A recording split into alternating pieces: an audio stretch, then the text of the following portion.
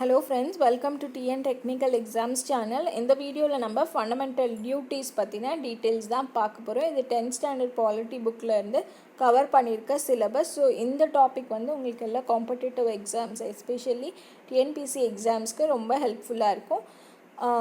Skip பண்ணாமல் video last வரைக்கும் பாருங்கள். வீடியோக்குள்ளே போகிறதுக்கு முன்னாடி அன்அகாடமி பற்றி ஒரு சின்ன இன்ட்ரோடக்ஷன் பார்த்துடலாம். Unacademy India's largest learning platform. இதில் ஒரு சில பேட்ச் கோர்சஸ் எல்லாம் போயிட்டுருக்கு. ஸோ ப்ளஸ் ஃபீச்சர்ஸ் ப்ளஸ் சப்ஸ்கிரிப்ஷனில் இருந்தீங்கன்னா உங்களுக்கு இந்த ஃபீச்சர்ஸ் எல்லாம் அவைலபிளாக இருக்கும். You can choose your favourite educators, complete exam ப்ரிப்பரேஷனுக்கான கைடன்ஸ் இருக்கும், doubt clearing sessions, then complete coverage of syllabus, free test series, free mock test, இது எல்லாமே அவைலபிளாக இருக்கும். இப்போ பேட்சஸ் எல்லாம் போயிட்டுருக்கு. பார்த்தீங்கன்னா விதைன்ற பேட்ச் வந்து group 1 prelims comes mains, duration 12 months and date வந்து 27th October. இலக்கு batch for group 2 and 2A, இதோட டியூரேஷன் வந்து 8 months, டேட் வந்து 27th October. ஸோ இப்போ வந்து உங்களுக்கு அன்அகாடமியில் மெகா சப்ஸ்கிரிப்ஷன் ஆஃபர் போயிட்டுருக்கு. அது பார்த்தீங்கன்னா நீங்கள் 12 months சப்ஸ்கிரிப்ஷன் பண்ணிங்க அப்படின்னா உங்களுக்கு 2 months வந்து ஃப்ரீ சப்ஸ்கிரிப்ஷன் கிடைக்கும். அதே 6 months சப்ஸ்கிரிப்ஷன் பண்ணிங்க அப்படின்னா உங்களுக்கு 1 month சப்ஸ்கிரிப்ஷன் வந்து உங்களுக்கு ஃப்ரீயாக இருக்கும். ஸோ இந்த ஆஃபர் வந்து உங்களுக்கு 27th October வரைக்கும் தான் இருக்குது. தென் எப்படி சப்ஸ்கிரைப் பண்ணணும் அப்படின்னு பார்த்தீங்கன்னா, நீங்கள் அன்அகாடமியில் லாகின் பண்ணிவிட்டு ஸோ டிஎன்பிசி அப்படின்ற இந்த ஆப்ஷன் கிளிக் பண்ணிங்கன்னா ப்ளஸ் அப்படின்ற ஆப்ஷனுக்குள்ளே போனீங்கன்னா இந்த பேஜ் வந்து உங்களுக்கு ஓப்பன் ஆகும். ஸோ இதில் இந்த கெட் சப்ஸ்கிரிப்ஷனை நீங்கள் கிளிக் பண்ணணும். ஸோ அப்படி பண்ணும்போது உங்களுக்கு வந்து இந்த பேஜ் வந்து ஓப்பன் ஆகும். ஸோ இதில் வந்து நீங்கள் எத்தனை மந்த்துக்கு வந்து நீங்கள் சப்ஸ்கிரைப் பண்ணுறீங்க அப்படின்றத சூஸ் பண்ணிவிட்டு you can proceed to pay. So இதான் வந்து ப்ரொசீஜர்.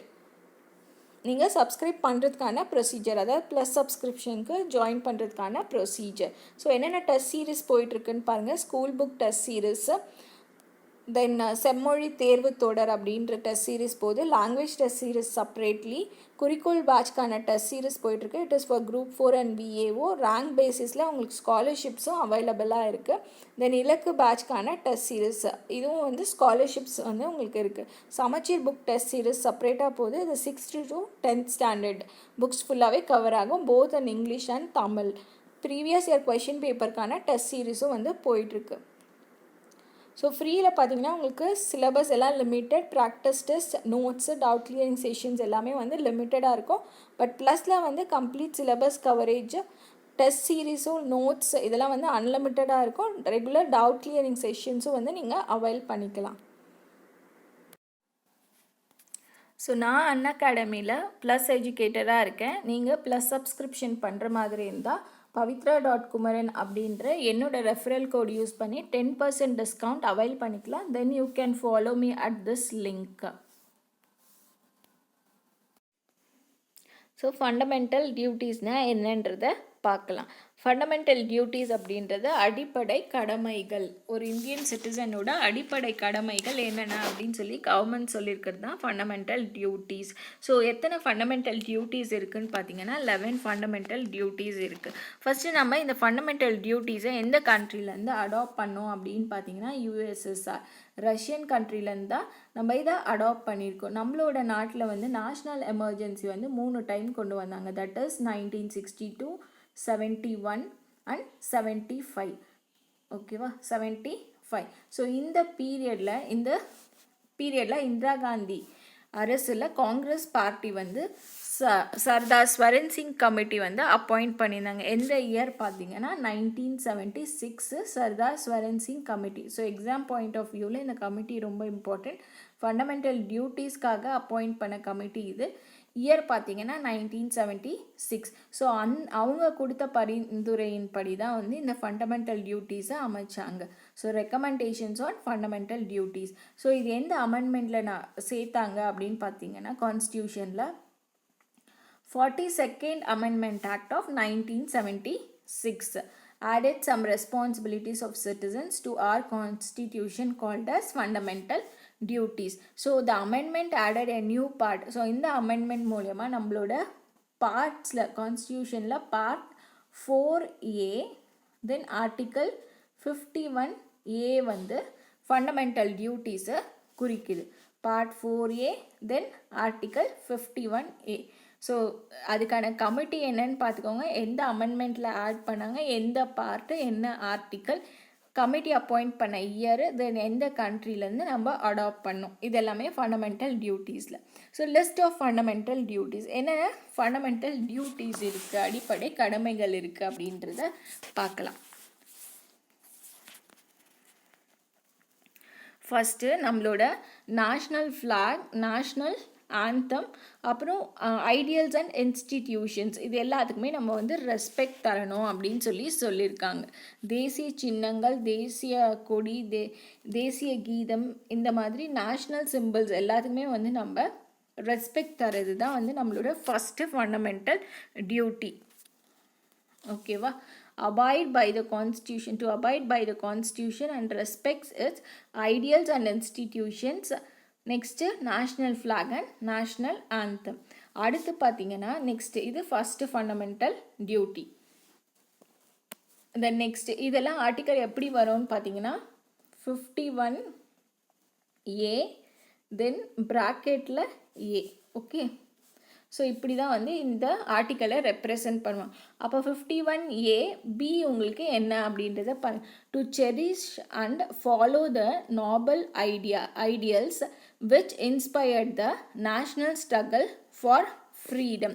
ஸோ சுதந்திர போராட்டத்திற்கு தூண்டுகோலாக அமைஞ்சிருந்த அந்த நோக்கங்களை எல்லாத்தையும் நம்ம போற்றி வளர்க்கணும் அப்படின்னு சொல்கிறாங்க. ஃப்ரீடம் ஸ்ட்ரகிளில் இருந்த அந்த நோபல் ஐடியாஸ், உரிய நோக்கங்கள், அது எல்லாமே வந்து நம்ம செரிஷ் அண்ட் ஃபாலோ பண்ணணும், அதாவது போற்றி வளர்க்கணும் அப்படின்னு சொல்கிறது தான் வந்து article 51AB. Okay, then next to uphold and protect the sovereignty, unity and integrity of India. இறையாண்மை, ஒற்றுமை, ஒருமைப்பாடு, இது எல்லாமே வந்து நம்ம பாதுகாக்கணும் அப்படின்னு சொல்கிறது தான் அடுத்த கடமை. Next to defend the country and render national service when called upon to do. So பார்டரில் ஏதாவது ப்ராப்ளம் இருந்ததுன்னா நம்ம தேசத்திற்காக நம்ம பணியாற்றுறதுக்கு முன்ன வரணும் அப்படின்னு சொல்கிறது தான் இந்த டு ரெண்டர் நேஷ்னல் சர்வீஸ். தேச பாதுகாப்பிற்காக தேவைப்படும் போது தேச பணியாற்ற தயாராய் இருத்தல், இதுதான் வந்து அடுத்த கடமை. Then next to defend the country and render national service. So D பார்த்துட்டோம் நம்ம. E to promote harmony and spirit of common brotherhood. So சகோதரத்துவத்தை வந்து நிலைநாட்டணும் among all people of India apart from transcending religious, linguistic and regional or sectional diversity. Then next to renounce practice derogatory to dignity of women. So dignity of women, then brotherhood, சகோதரத்துவத்தை என்ன சொல்லணும், promote பண்ணணும் அப்படின்னு சொல்லியிருக்காங்க.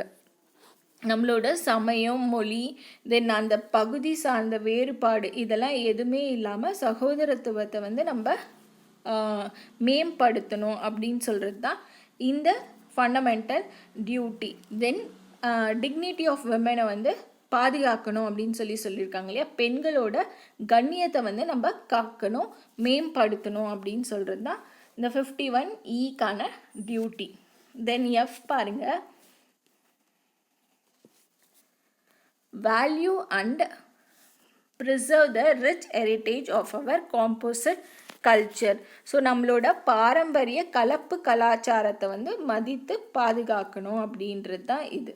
Okay, value and preserve rich heritage of composite culture.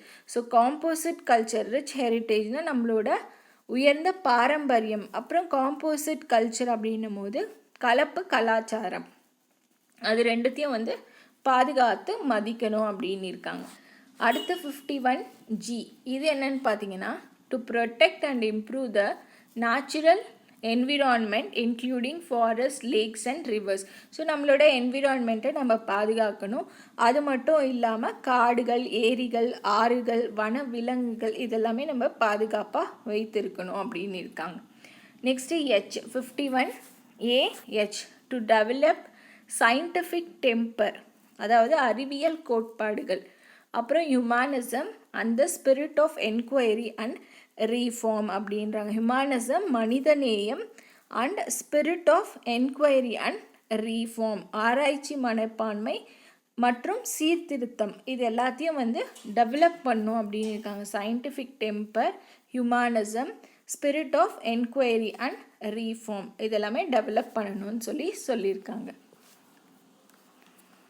The next, to safeguard the public property and to abjure violence. அதாவது வன்முறையை கைவிட்டு பொது சொத்துக்களை வந்து நம்ம பாதுகாக்கணும். அதுதான் வந்து 51AI அப்படின்றது. ஓகேவா? வன்முறையை கைவிட்டுட்டு பொது சொத்துக்களை பாதுகாக்கிறது தான் வந்து இந்த 51I.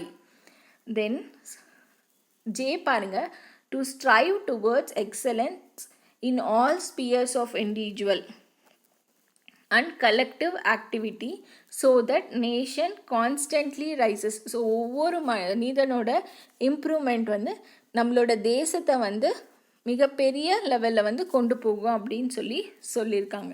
அதனால் நம்ம வந்து தனிப்பட்ட மற்றும் கூட்டு செயல்பாடுகள் அப்படின்ற எல்லா இதுலேயும் வந்து நம்ம சிறந்தவற்றை நோக்கி செயல்படணும். தேசத்தோட நிலையான உயர்ந்த முயற்சி மற்றும் சாதனைக்காக நம்ம உழைக்கணும் அப்படின்றது தான் வந்து இந்த ஜே 51Aல J. Then last fundamental duty to provide opportunities for. So இந்த duty it is important. Provide opportunities for education to a child or ward between age of 6 and 14.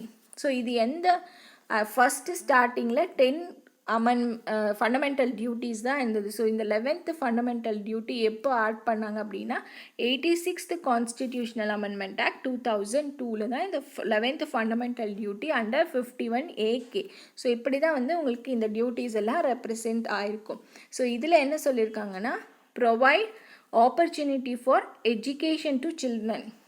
கட்டாய கல்வி யாருக்கு? Between the age of 6 to 14 years.